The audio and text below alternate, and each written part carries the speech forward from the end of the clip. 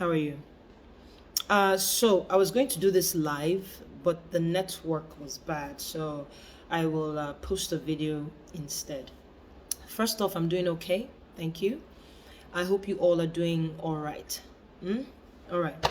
So I've been offline for a while. I logged on yesterday. I brought myself up to speed with regards to news, or as much of it as I could, and what's happening. From Lekki to Obibo to Zabamari. I hope I said that right. If not, I apologize. And to places we've never heard of or about. And it is gut-wrenching, to say the very least.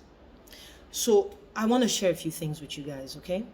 First of all, I know the fight that we're fighting, it is not a fair fight. It is not a fair fight by a long shot.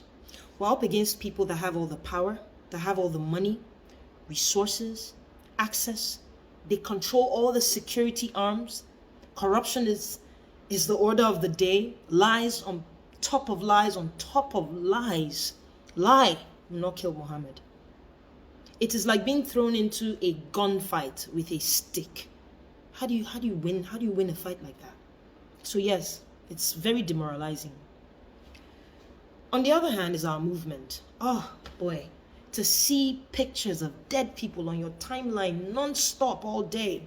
Hear stories of people and survivors and victims, and one has lost his leg, the other one his arm. Oh boy, it is depressing. Mentally, spiritually, emotionally, physically, it is depressing. I get it. And so we switch off. No pun intended. We tune to something else. How am I going to make my next daily bread? We join in one of these artist wars, club wars, Twitter wars. Who wore it better? But please allow me to remind you of the people who cannot switch it off, who do not have the luxury to debate with us in these Twitter wars, who can never ever again in their life think of how to make their next daily bread. Please allow me to remind you of the real heroes that died for me, that died for you. Look, there are two options as I see it. One I like to call the short-term option. The second one I call the long-term option. Mind you, both options have the same outcome. Short-term option, we go out there, screaming at the top of our voices, demanding change. We want our country back, standing on our constitutional rights. And knowing the government we have, they might just waste all of us away. The end. The second long-term option, we do nothing. We still die. Maybe one by one, but we still die off. Either from poverty, a very poor health sector, security personnel. Take the newspaper boy that was selling his newspaper by the side of the road, and a security personnel of a speaker shot him side of the road, trying to earn his living. Dead. For what? I saw a video of mothers that new mothers that were put outside the hospital because, to be honest, the reason is not even worth mentioning. Because of a poor health system. Guys, listen. I understand that we're angry and we express how we can. We say 600 years for you. Shango strike you. How do your children feel? You will not sleep well tonight. In fact, you will be seeing me in your dreams. Can you come? Allah that, Jesus this, Shango strike you. I understand that's how we can express ourselves. But let me tell you something that might be hard for you to swallow. You and I are most likely to die before these people, before these leaders. Barring things like a pandemic and, earthquakes and all that can just kill anybody. Doesn't care who you are. But you and I are most likely to die before our leaders. I'll give you an example. These people, with all the money that they've stolen, have access to the best medical care that money can buy. In fact, they do their checkups. If anything even wants to, as much as develop, they stop it right there. What do you and I have? What type of health system can you and I brag about? People die in the hospitals. The boy that got his leg cut off, it didn't have to be if proper medical procedures and attention was paid. Or maybe he just doesn't have the money. Here's another example, security.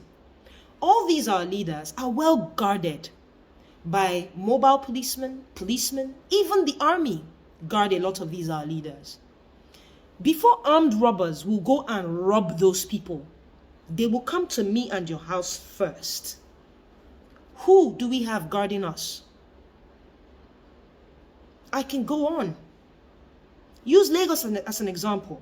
By the time you're driving in Lagos, the stress, the road network is poor, the road is bad, the stress of just navigating Lagos and dealing with people. Everybody is so on the edge. People are screaming at each other all the time. We are most likely to die of high BP before the people who their security personnel make way on the road for them. They're probably in the back seat reading a newspaper on the phone with their wives. They don't even know what's going on. You say peace of mind, they have peace of mind. Do not be mistaken for 1 second that you think these people don't sleep well. They do. In their well air-conditioned homes, their private jets, they do. Nothing wrong with these things if they were gotten legally, if they were well deserved. I could go on with so many examples, but I'll leave it there. So pick one, long-term or short-term, because it's the same outcome. Nobody should be forced to do anything. I don't believe that. You don't have to be forced to go out or stay indoors. Everybody's trying to stay alive.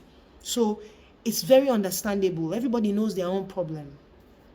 But please, as I said in the beginning, these people have all the power, money, resources, access. It is only one power we have. And our power is just, our power is right. It is our voice. Our voice. And we must use it in whatever capacity that we can. We must use our voice. You see, when we don't see EndSARS on the Twitter trend, take for example, EndSARS, this is how I see it. It's like a key that opened a door to a big warehouse. Palliative gang, come through. And in that warehouse is all the problems plaguing Nigeria. At least the ones we're aware of. You see, when you take it down, when we don't talk about it, the people that I can assure you are trying to help us, they'll think nothing is really happening. Okay, maybe the government has started giving into the demands of the people. So think about it. I know we're tired. It won't take you up to a minute.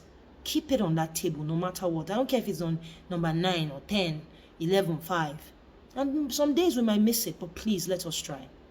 I can assure you that there are people fighting for us. It's a marathon. It's not a sprint. You can take my word to the bank. People are fighting for us. Let us help them. Let us be part of the solution.